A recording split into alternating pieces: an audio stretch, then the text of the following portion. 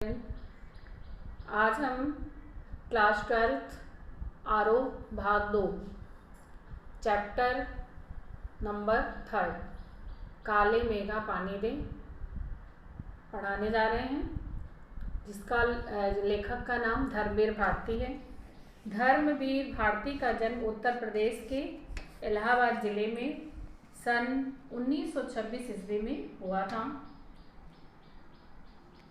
और पिता की मृत्यु के बाद इन्हें आर्थिक संकट से गुजरना पड़ा। इनका भरण पोषण इनके मामा अभय कृष्ण ने किया। 1942 में इन्होंने इंटर कॉलेज कायस्थ पाठशाला से इंटरमीडिएट की परीक्षा उत्तीर्ण की और उसके बाद प्रयाग विश्वविद्यालय से इन्होंने बीए की पढ़ाई की। डॉक्टर धीरेन्द्र वर्मा के निर्देशन में इन्होंने सिद्ध साहित्य पर अपना शोध कार्य किया। 1960 में नौकरी छोड़ करके धर्मयुग पत्रिका का संपादन किया। दूसरा तार सप्तक में भी इनका विशिष्ट स्थान रहा। एक प्रसिद्ध कहानीकार, उपन्यासकार, निबंधकार और आलोचक भी थे। इनकी प्रमुख रचनाएं हैं कनुप्रिया, 7 गीत, वर्ष, ठंडा लोहा, सूरज का 7वां घोड़ा, गुनाहों का देवता। प्रस्तुत निबंध काले मेघा पानी दे संस्मरण में लोक प्रचलित विश्वास और विज्ञान दोनों के विचारों का द्वंद्व निर्धारित किया गया है। जब हमारा देश पानी के संकट से ग्रस्त होकर के चारों तरफ त्राही त्राही कर रहा है, उस समय कुछ लोक मान्यताओं को मानने वाले लोग जो है पानी की बर्बादी के लिए 14 वर्ष से कम उम्र के बच्चों को लेकर के नंग धड़ंग टोलियों के साथ हर घर के सामने जाते हैं और लोगों से पानी की याचना करते हैं। यह बात लेखक को अच्छी नहीं लगती। वह कहता है कि जब हमारा देश पानी के संकट से जूझ रहा है, ऐसी स्थिति में पानी की इस तरह से बर्बादी करना अच्छी बात नहीं है। लेखक की बड़ी बहन, जिसको वह जीजी कहता था, दोनों के विचारों में मतभेद होता है।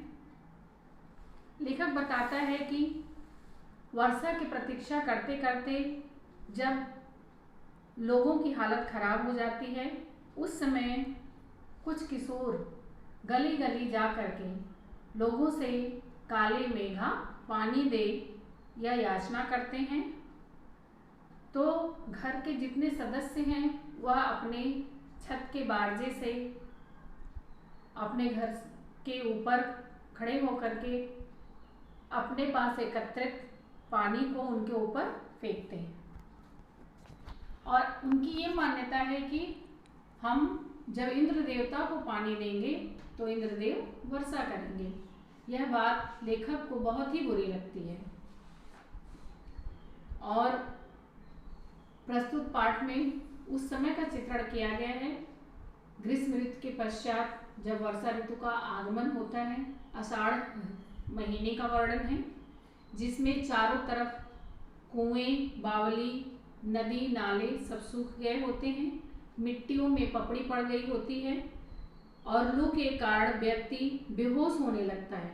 पशु पानी की कमी में इधर उधर भटकते रहते हैं, लेकिन पानी का कहीं भी नामो निशान नहीं होता है। जब पूजा याचना भी विफल हो जाती है तो इंद्र सेना ही अंतिम उपाय होती है और वह इंद्र देवता से पानी की मांग करते हैं। लेखक को ये समझ में नहीं आता कि पानी की कमी के बावजूद लोग घरों में कठिनाई से इकट्ठा किया हुआ पानी क्यों फेंकते हैं। इस प्रकार के अंधविश्वासों से देश का बहुत बड़ा नुकसान होता है। अगर यह सेना इंद्र की होती तो खुद ही पानी क्यों नहीं दे देती, वह स्वयं पानी क्यों मांगती है। ऐसे पाखंडों के कारण हम अंग्रेजों से पिछड़ गए और उनके गुलाम बने रहे।